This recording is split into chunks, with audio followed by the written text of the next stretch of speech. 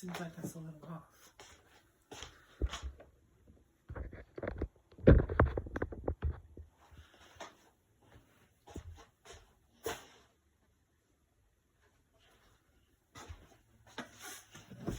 Now that seems too high.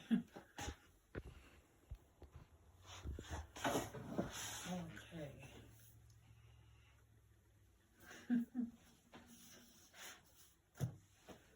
Well, hello.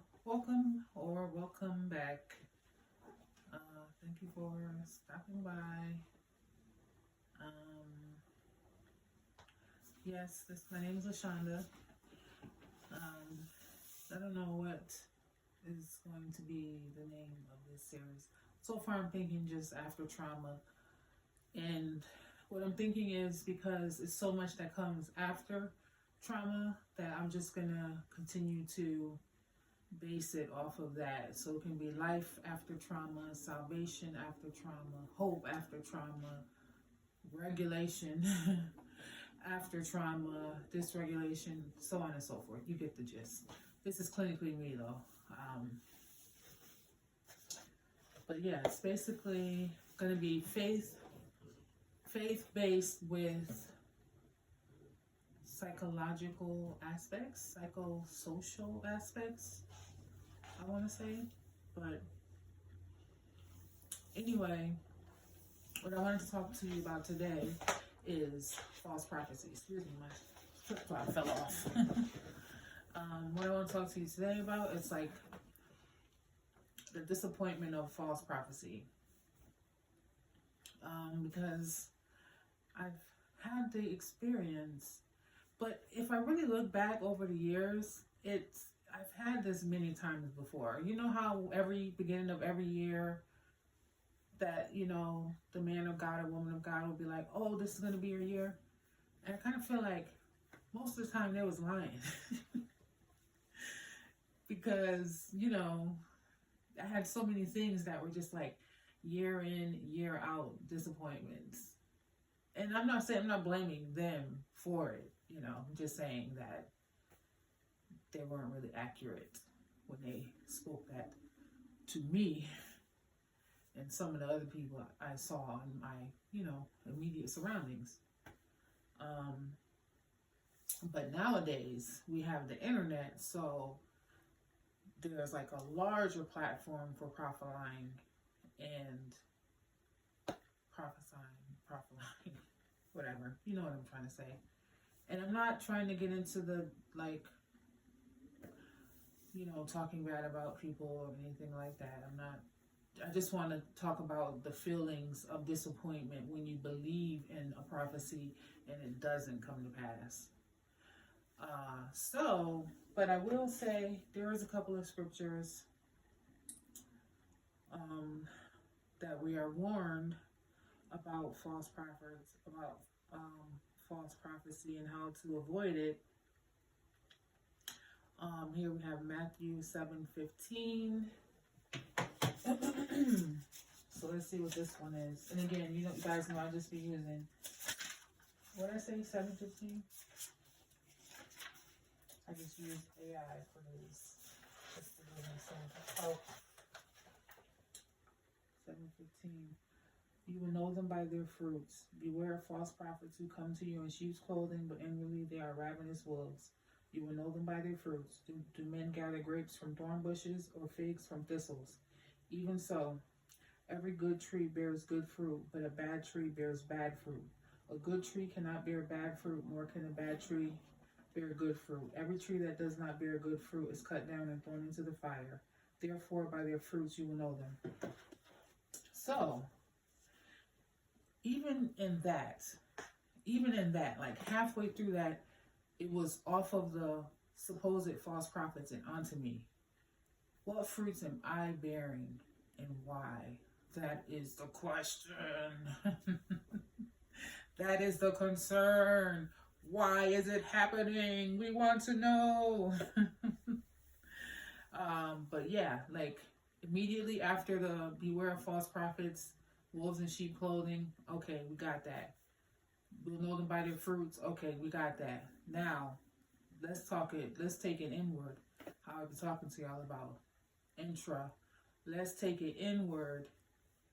Why am, if I'm not a thorn bush, why come I can't get any grapes? Selah, my ears ringing. Some will say it's tinnitus. Some will say, oh, hold on. Okay, I'm back. I had to unlock the door. But yeah, so that's really more of the question. Well, it's two things that you reel it back in. Two things: the disappointment from false prophecy, and then also to look more inwardly, to look more in at our own life and lifestyles to try to get some answers, because it really be baffling. So I'll start with the dealing with the disappointment. I would say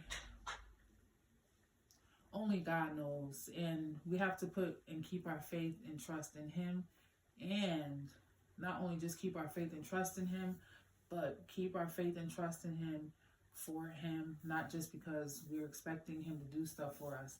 I know that's kind of like, you kind of get two different types of preachers now, where there's the one who's just like about getting prosperity and getting things, and the other is saying, no, you're not supposed to get anything. You got salvation. You got enough. Go in a corner somewhere and pray. You know, I feel like those are, I mean, I kind of feel like those are, I won't say they're extremes. I'll say they're just opposite ends of the spectrum. But I would say, though, to deal with the disappointment would be to just find that courage and that faith to just trust God that whatever is happening, it's all a part of His plan for you, for your life. And if it's part of His plan, it is ultimately for the best good for you, and more than likely for others as well. And so just take courage during this time, because I experienced one where it was actually an internet person that I began to sow into. I want to believe not so much just for the prophecy itself, but I was kind of caught up in this whirlwind of emotions, and there's so much emotionalism involved, and sometimes you just hear what you want to hear. You know, like you've ever been in relationships and you find out that the person isn't who you thought they were, and you realize you were just hearing what you wanted to hear, and you were believing what you wanted to believe. Well, I think I experienced that with a prophecy, but it was kind of extreme in that I didn't realize how much of my faith was based on the prophecy and the prophet being correct, as opposed to my faith in God. Because my faith, I kept my faith, and what if it did nothing else, it made me more into my Bible. Like that year, after that happened, I was able to get through the Bible. I was, it made me want to know for myself. So I would say that's a good thing, to also want your confirmation to be, let God speak to you. Let the word speak to you. And then if someone gives you a word that confirms it, then okay. Then also take that, even if you feel it's a confirmation, even go and take that back to God again, so that you don't get lost in the sauce. And why I say take it back to God again is because even if you're wanting to, if there's something that you actually want from God and that's what you're asking for, it might be easier to hear that you're going to get the thing you're asking for, as opposed to getting something that wasn't even on your mind, which is how God often operates. So that's why if it's something so obvious and simple like money and husband, I notice a lot about like marriages a lot. And I feel like that's an easy thing to kind of get people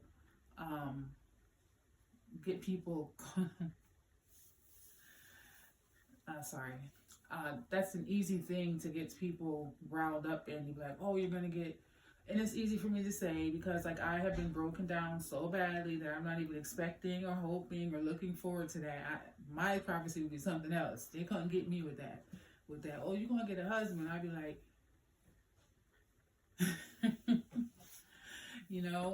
but hey, everybody wants something and needs something, right? So, but even so, if it's something that you're desiring so rough, so much, and then someone says it's gonna be yours, all you gotta do is spin around 3 times, hop, read these couple of scriptures, just give you these different things to do. You should kind of maybe be a little leery of it. But back to being disappointed, if you did have something like that happen, I would just say take courage. Again, I repeat that, take courage and take it to God and ask God, okay, so if you did say this, let me know. Or if you didn't, let me know. And then also, it could be a different time frame for you than for other people, or for for anyone. They can all have different time frames. So there is that to look to also. But I just can't stress it enough to just go back to the Lord and just wait.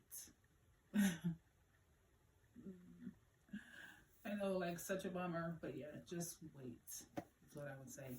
Now, back to this fruit situation. What is good with our fruit? Why come we got to wait for someone to prophesy some of this stuff? How come we not already producing it? That's what I want to know. I really want to know. Somebody tell me. Because I have wisdom and all that, but I'm still trying to struggle to figure out how to produce some good fruit. Not to say that I don't have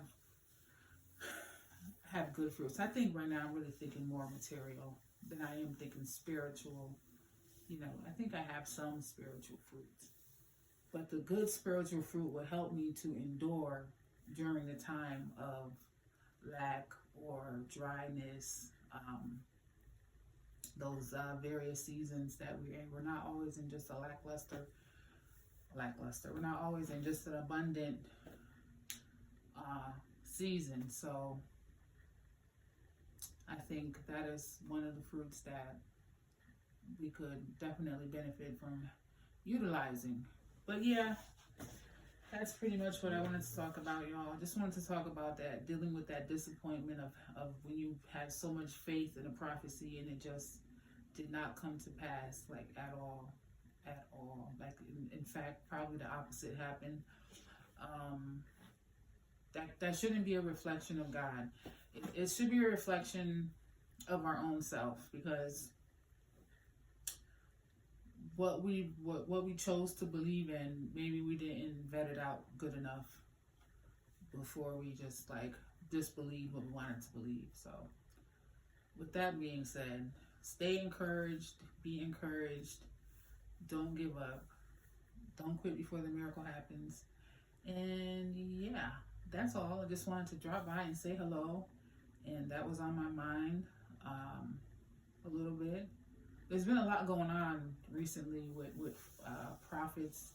A lot of prophets have been going against each other and all that. That's not what I'm not touching on that at all. I'm not getting involved in that. That's not my ministry. Not because of anything other than it's just not what I'm here to talk about. I can tell.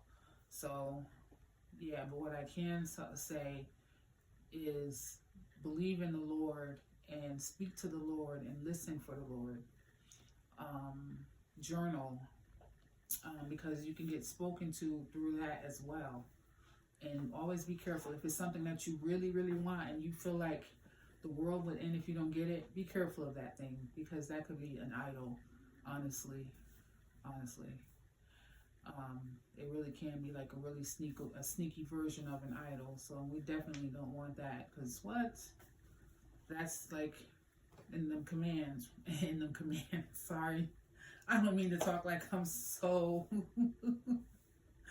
like that. It's in them commands. You feel me?